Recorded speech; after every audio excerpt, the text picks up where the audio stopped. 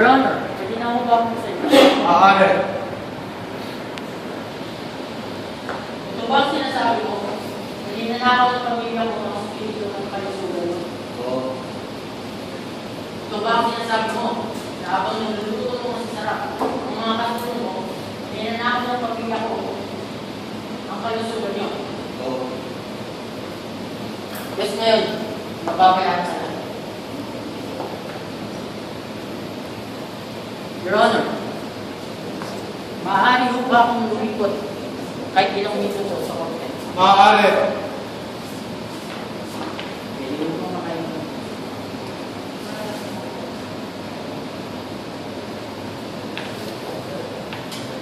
Pwede ho ba makahingi ng tubig?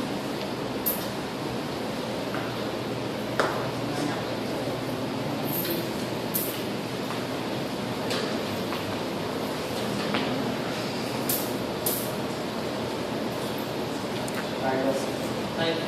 Ano ko yung manalo? Sige po tayo.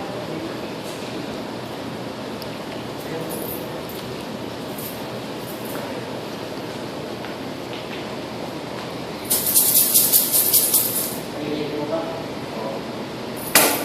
Pwede na. Paano mo nasabing bayad na kayo sa kaloob ng barya? Eh, ang daming taon ng pinagkasakitan ng pamilya ko. Hindi ko. Sir, ano ba? Ito lang ang makapagita mo.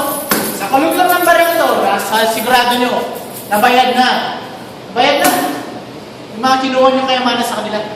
Your Honor, sa palagay niyo ba, Your Honor, balik ba itong material? Stay in order in the court. Your Honor! Your Honor! Order in the court. Your Honor, kung kakalugin mo man ito, Your Honor, paano ko sa inyo, Your Honor? Stay.